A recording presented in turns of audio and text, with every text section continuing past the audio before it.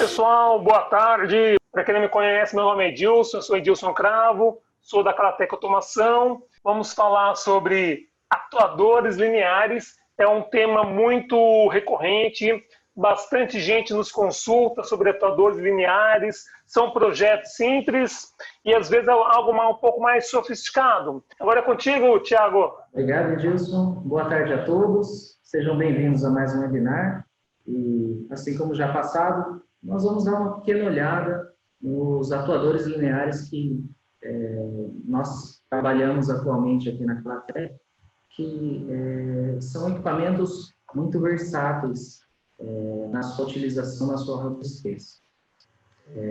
Primeiramente, pegando os produtos que nós trabalhamos hoje, os principais, nós temos 3 linhas, com o D24, a nossa linha mais compacta, a menor que nós temos, onde temos diversos atuadores que vão de 100 a 730 newtons, com o curso útil de avanço de 25 até 300 milímetros de trabalho. Em seguida, nós temos a linha, já a nossa linha média, de 200 até 2.000 newtons, com também 300 até 600 milímetros, então ele já é um atuador um pouco maior, tá? Atendendo uma carga maior também, e ambos nossos produtos de D24 quanto o LAJ, eles também têm o feedback, eles têm um retorno com o potenciômetro, que a gente vai ver mais para trás como utilizado, como nós podemos estar utilizando, verificando a posição dos atuadores. E, em terceiro caso, né, a nossa linha maior de atuadores, com atuadores de 3.200 até 12.000 newtons, variando de 100 a 1.000 milímetros de curso. Lembrando que é uma relação da velocidade, nós temos uma relação da velocidade que eles conseguem trabalhar, a velocidade máxima de trabalho deles, com a carga que eles suportam, que eles estão apresentando. Mas, basicamente, os 3 atuadores, né, todos os atuadores que nós temos, eles compartilham de uma física semelhante, de uma estrutura semelhante, onde, na minha maioria dos casos, como nossos 3 casos também aqui, nós temos um motor de 24 volts DC para fazer a atuação, onde ele vai atuar em uma engrenagem redutora que vai nos fornecer a nossa força motriz, né? Ele vai estar aumentando, multiplicando o torque do motor e controlando a velocidade, reduzindo a nossa velocidade do motor DC. E como o intermédio, nós temos o fuso trapezoidal, que vai transformar esse movimento rotativo em um movimento linear, certo? E, na maioria das vezes, está sendo um fuso trapezoidal. Tem alguns casos específicos, onde, em vez de eu estar utilizando o motor DC, eu estou utilizando um servomotor, eu estou utilizando um motor de passo, ou, em vez do fuso trapezoidal, fuso disperso. Mas são casos muito peculiares, são casos para aplicações muito específicas, e também, como são fora de padrão, são mais difíceis de serem encontrados. Passando um pouco agora em como a gente vai fazer o acionamento desses motores, como a gente vai estar pegando essa resposta da posição deles. Assim como qualquer motor DC, eu vou estar alimentando eles diretamente com 24 volts, sendo que, se eu alimentar eles diretamente, positivo no positivo e negativo no negativo, eu vou ter um movimento em sentido horário, e, transformando isso para o fuso, eu vou ter o meu avanço, certo? E também, pelo contrário, se eu inverter a polaridade do meu acionamento, colocando o negativo no contato positivo do meu motor e o positivo no meu negativo, eu já botei o inverso, vai ter a minha rotação anti-horária, e com isso, no fuso, na transformação do movimento do fuso, eu vou ter o meu retorno do atuador. Então, nós podemos pegar, por exemplo, um atuador, no caso, o B24, né? Onde nós temos o curso dele, e ele está em uma certa posição. Vamos dizer, em que posição está? Como eu posso atuar? Claro que eu posso estar sempre atuando em malha aberta, onde eu não tenho uma necessidade de estar pegando a posição dele, eu simplesmente preciso que ele exerça a força. Então, aí, até o momento, só o acionamento do motor DC já está me satisfazendo. Ah, mas eu preciso de um controle melhor, eu preciso saber em que posição que ele está, eu preciso mover uma certa quantidade de milímetros conhecida para estar atuando no meu processo. Então, aí, por exemplo, como eu tinha dito antes, nós temos o potenciômetro já integrado junto com o meu atuador, onde eu estou alimentando ele com as duas bordas do potenciômetro, com positivo e negativo, e dependendo da minha posição, eu vou estar recebendo um sinal de tensão de 0 a 10 volts. Então, por exemplo, se eu estou recuando o meu motor, né, se eu estou alimentando ele com negativo no positivo, positivo no negativo, eu vou ter o retorno do motor e, consequentemente, o meu sinal do potenciômetro vai estar chegando próximo de 0. Então, onde eu estou lendo esse sinal de tensão, eu vou estar conseguindo fazer um escalonamento, eu vou estar conseguindo saber que ele está chegando aos 0 milímetros dele. Assim como o contrário, se eu estiver avançando ele, o meu potenciômetro vai fazer o inverso. Ele vai estar diminuindo a resistência dele para o sinal da minha fonte de 10 volts, então eu vou estar me aproximando dos 10 volts. E com isso eu posso ter esse controle. No meu 0 a 10 volts, consigo estar com o meu 0 a 10 volts que é conhecido e o meu comprimento do atuador que é conhecido, eu posso estar convertendo esse sinal analógico para a posição exata onde ele está. E temos a outra opção também no LAG, onde eu tenho um sensor Hall.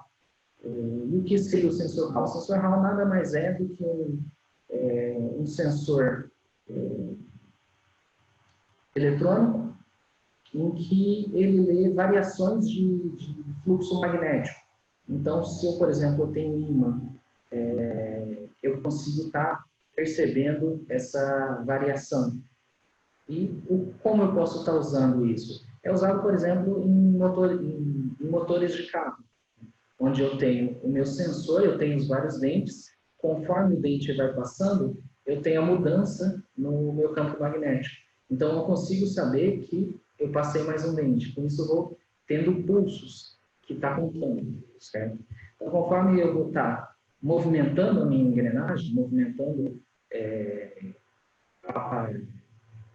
os dentes da minha engrenagem, eu vou ter um sensor de 0 a 5 volts, certo?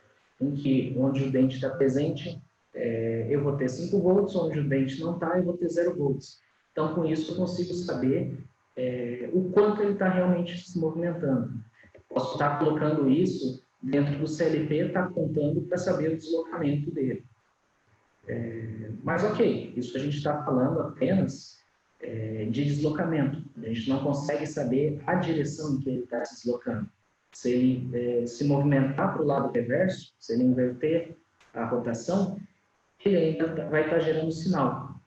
Como eu posso estar arrumando isso? Simplesmente eu estou adicionando um segundo sensor Hall, com uma diferença de posição entre os dois, onde eu estou coletando também esse sinal em uma outra entrada, e se o meu sinal do sensor Hall 1 estiver na frente do sensor Hall 2, eu sei que ele está, por exemplo, fazendo um giro horário, eu sei que ele está avançando. E se for o inverso, eu sei que ele está recuando. E esse tipo de sinal que é gerado é muito semelhante a um sinal de um encoder. Então, eu posso, exatamente como eu estou captando sinais de um encoder no CLP, eu posso também estar contabilizando os sinais do sensor Hall, onde eu vou ter exatamente o deslocamento que está ocorrendo e também a direção que está acontecendo o deslocamento. Então, podemos expandir um pouco essa parte, pegar tanto o acionamento quanto o meu feedback e estar colocando um exemplo com o meu D24, onde eu tenho meu potenciômetro e eu tenho, por exemplo, um CLP 28SV com um cartão de leitura analógica DVP06XA, onde eu estou alimentando o sinal do potenciômetro e recebendo o sinal da minha leitura analógica. Certo? E com isso, eu posso estar fazendo um controle dentro do CLT, onde eu estou lendo a posição dele e eu posso estar mandando ele avançar ou recuar, dependendo da posição atual e da posição alvo que eu estou configurando. Então, como vemos no exemplo do vídeo, nós temos um controle, no caso, estou utilizando um controle PID para fazer essa movimentação, com uma saída em PWM, e aí eu estou já controlando a minha posição-alvo, eu estou controlando o quanto eu estou querendo avançar de acordo com a minha posição atual, recebendo o meu feedback. Então, aí podemos ver, se tratando de um potenciômetro, é óbvio que eu tenho um certo erro, né? Não chega a ser tão preciso, né? Mas em muitas aplicações eu não tenho uma precisão de milímetros, eu não preciso ter uma exatidão de 1 milímetro, por exemplo. Então já é suficiente para muitas aplicações. Assim como, se eu quero algo mais preciso, eu quero algo mais exato, em que milímetros fazem diferença na minha aplicação, eu posso estar utilizando o meu sensor Hall, onde, como o CLP não consegue estar lendo sinais de 5 volts, eu posso estar utilizando uma placa conversora de sinal. É importante que a placa conversora tenha que ter o chaveamento em uma frequência mais elevada, tá? Onde eu posso estar transformando esse sinal de 5 volts que eu estou recebendo em um sinal de 24 volts que qualquer CLP vai conseguir detectar, vai conseguir estar lendo. Então, desse jeito, eu já tenho um controle mais sofisticado, um controle mais preciso. Como podemos ver aqui no exemplo, o LAG, nesse caso é um LAG de 500 milímetros, tá? Que tem uma velocidade realmente mais devagar que o meu D24, mas também com uma carga, no caso, a são de 1.200 newtons, né? Exibindo uma precisão maior, né? Precisão na casa de milímetros, na casa de décimos de milímetros, em alguns casos. E aí, onde eu posso estar utilizando esses atuadores? Basicamente, em qualquer aplicação que eu tenha um movimento linear, onde eu precise estar fazendo, exercendo uma força, exercendo um deslocamento, que precise também ser ou não controlado, né, o meu avanço. Então, eu posso estar pegando coisas simples como uma plataforma, está exercendo a força na plataforma, ou como um pequeno guindaste, certo? Assim como no exemplo também, aqui, nós temos uma pegadora de vidro, onde eu estou controlando o meu ângulo, certo? Em aplicações na indústria, em posicionamento, em implementação de máquinas e várias outras coisas, assim como também nós podemos pegar coisas mais simples, né? Assim como eu vou estar abrindo as janelas da minha indústria automaticamente, da minha casa, e, é claro, como nós provavelmente já vemos em vários lugares, o portão de casa, o portão da empresa, fazendo essa automação, esse controle de forma automatizada. Então, basicamente é isso. Foi uma apresentação curta, simples. É um conceito simples que pode ser avançado bastante, pode ser utilizado em amplas categorias, em diversas aplicações, né? Mas a gente está fazendo só um pouquinho, apresentando o básico dos nossos produtos. Maravilha, Tiago. Parabéns pela apresentação. E tem algumas perguntas aqui, tá? O Geraldo está perguntando questão de ruído.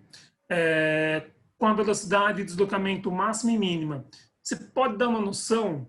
Eu sei que tem várias variáveis, mas fala a tua experiência, Tiago, questão de ruído, depois sobre questão da velocidade máxima e mínima, e depois tem uma outra perguntinha. Por enquanto fica nessas. Certo. Parte de ruído. Se tratando de um fuso trapezoidal, quando você está trabalhando com fusos em geral, né, você já tem uma redução de ruído enorme. Você está trabalhando com um motor DC ainda, ele é um motor de ruído extremamente baixo, tá?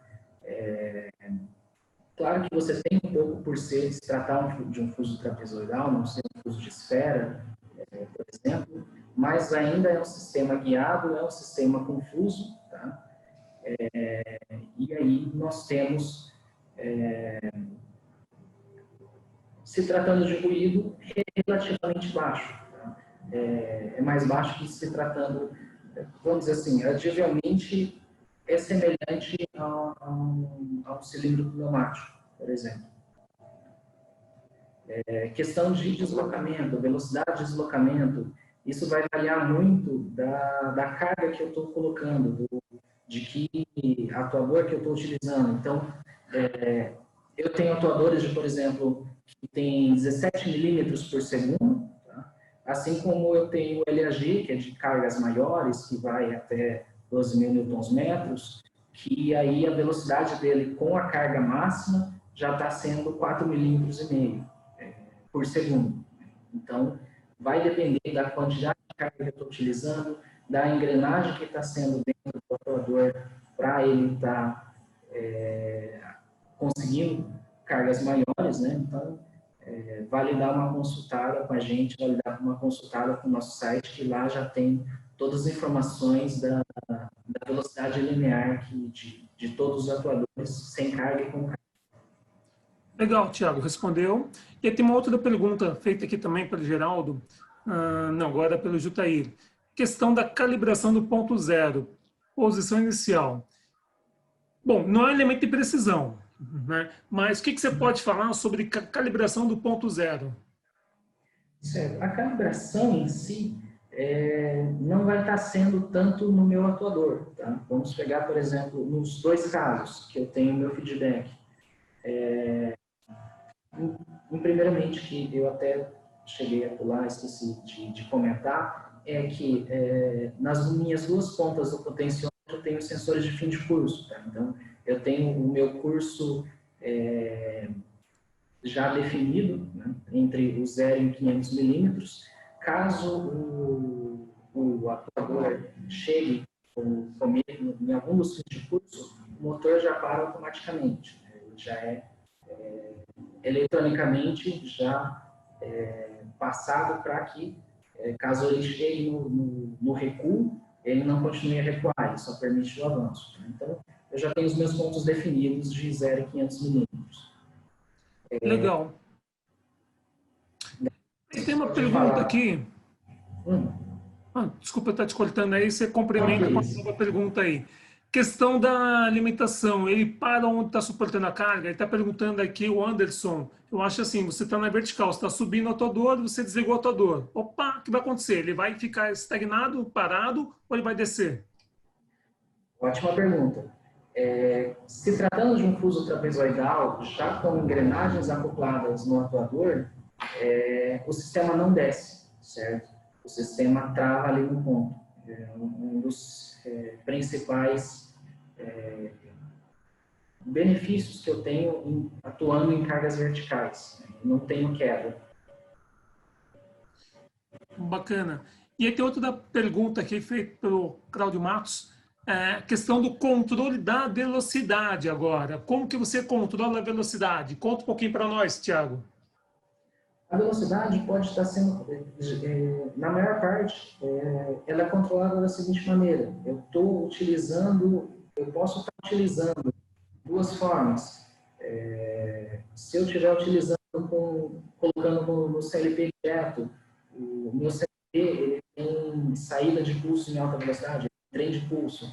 Então, eu posso estar controlando o motor via PWM. Eu estou fazendo um controle de duty cycle dele, estou fazendo um controle de quanto tempo ele está desligado e desligado em um certo ciclo de tempo curto. Então, a minha velocidade está sendo... Eu estou controlando o motor em uma frequência mais baixa. Eu estou controlando ele, não estou ligando ele o tempo inteiro. Então, daí eu consigo ter essa variação da velocidade dele. Outra opção, temos placas especializadas para controle de velocidade em motores DC. Nós estamos com placas KTC PWM, onde mesma ideia, né, mas daí eu já não preciso de um CLP especializado para isso, onde eu estou também fazendo a minha variação de PWM. Bacana. Tiago, outra pergunta aqui. Uma pergunta também interessante. É mais ou menos assim, vou perguntar um pouquinho diferente que ele escreveu aqui. Um atuador tem de 120 kg para movimentar. Qual é o atuador que eu tenho que considerar? Tipo assim, se eu tenho que movimentar 150 kg, não vou comprar um atuador com capacidade de 150 kg. Existe uma orientação técnica? Existe. É bem simples, tá? Os nossos atuadores, quando nós falamos que ele é capacidade, por exemplo, 150 quilos, é porque você pode utilizar até 150 quilos. Tá? Então, você sempre está comprando um atuador, verificando um atuador com capacidade maior do que você realmente está movendo. Porque em algum momento que eu tenho um problema mecânico, se às vezes eu estou subestimando a capacidade, estou subestimando o peso que eu estou querendo mover, então eu sempre estou trabalhando assim.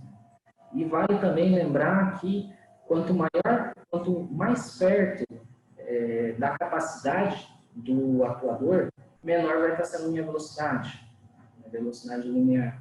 Então, é sempre algo a considerar. Muito bem, respondeu. Bom, tem uma pergunta aqui que eu vou estar respondendo direto, tá, Tiago? Ele pergunta aqui, se eu precisar de um atuador de 12 volts, sim. Normalmente o estoque da Calatec, por ser mais a linha industrial, nós mantemos o estoque, tipo, 90% do nosso estoque é versão 24 volts. Temos alguns poucos modelos também 12 volts. Agora, se precisar de 12 volts específico e não tem no estoque, sim, nós podemos fazer importação. Em média, vai demorar uns 60, 90 dias numa importação normal, tá bom? Uma pergunta aqui, acho que já foi respondida. A velocidade irá variar em função da carga? Com carga e sem carga, a velocidade é diferente. É isso, né, Tiago? Exatamente. Quanto maior a carga que eu estou movendo, vai estar sendo a minha velocidade. Lembrando que isso já é controlado, já é tabelado, então a velocidade da minha carga máxima dos atuadores já também é fornecida. Então, eu sempre vou estar trabalhando dessa velocidade mínima para cima.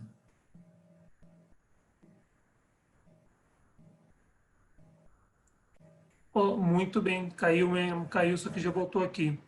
Existe algum modelo com motor brushless? Atualmente nós não temos em estoque modelos com motor brushless, são todos motores com escova,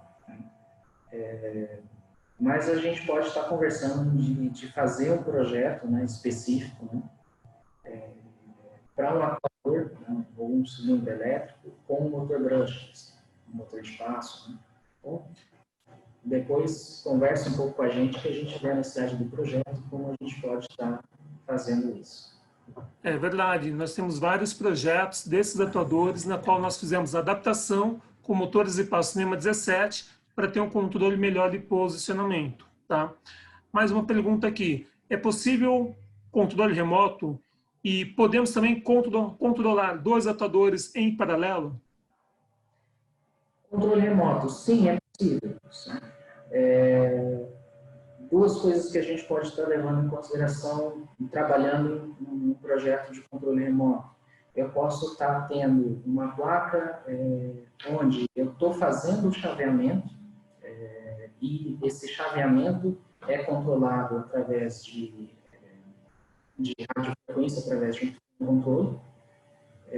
Ou eu posso estar colocando, por exemplo, se a gente partir da parte da indústria, eu posso estar colocando acionamento por um CLT e eu remotamente estar colocando em um IHM, eu estar colocando um supervisório, eu estar utilizando um sistema de monitoramento. Então, sim, é possível, sim. Desculpa, a segunda pergunta foi? Não, se pode ser dois atuadores em paralelo. Dois atuadores em paralelo. Sim, é possível. Tá? Com o feedback, eu preciso estar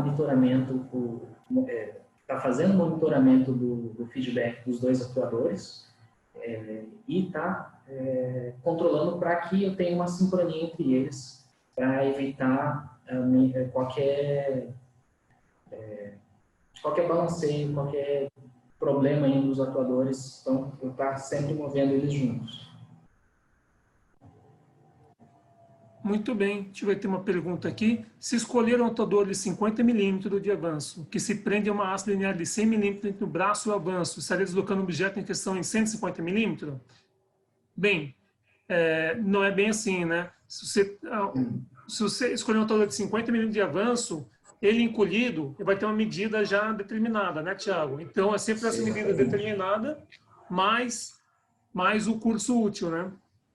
Basicamente, se você está prendendo um braço de 100 milímetros nele, você só está estendendo o alcance dele em 100 milímetros. Né? Se é um atuador de avanço de 50 milímetros, a variação que ele vai ter é 50 milímetros.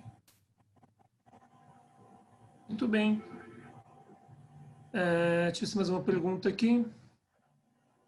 Em que tensão o trabalho dos atuadores foi respondido? Se há fim de curso, sim, você já respondeu que há sempre 2 fins de cursos internos já no atuador.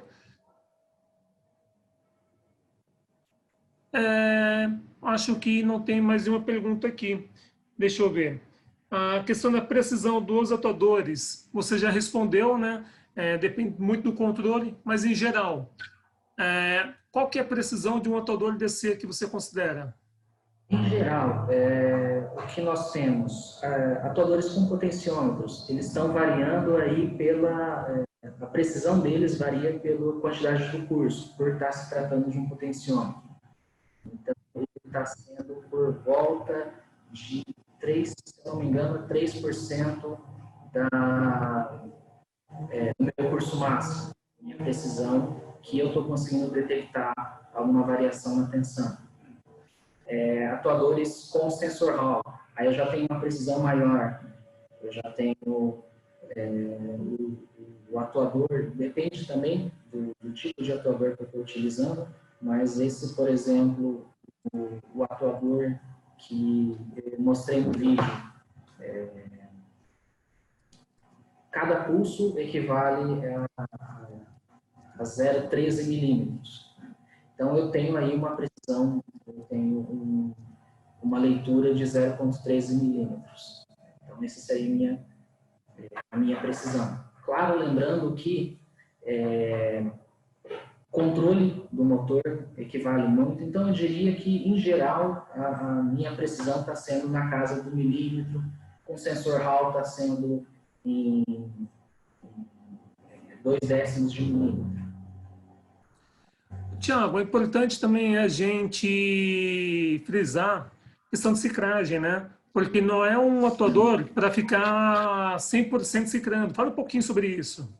Exatamente. Assim como o Edilson falou, é importante dar uma atenção à ciclagem, que assim como muitos motores DC, eu não posso estar trabalhando ele 100% do tempo. Então, eu trabalho em um regime de 25% de death cycle. O que significa?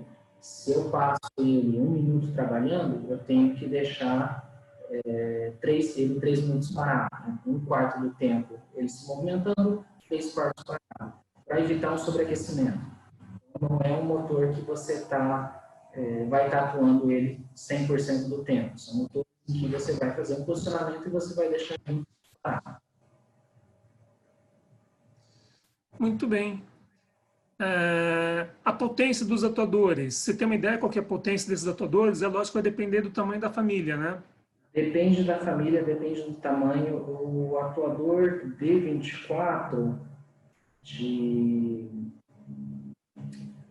100 Nm, ele está em ele tem um consumo de 2 amperes.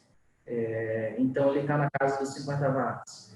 Os atuadores de LAG, eles já têm um consumo em média de 10 amperes. Então eu já vou estar tendo em torno de 300 watts.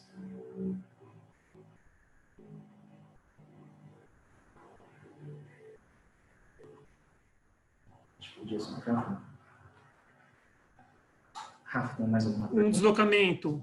Eu quero fazer um deslocamento de 50 milímetros, uma escada de 150.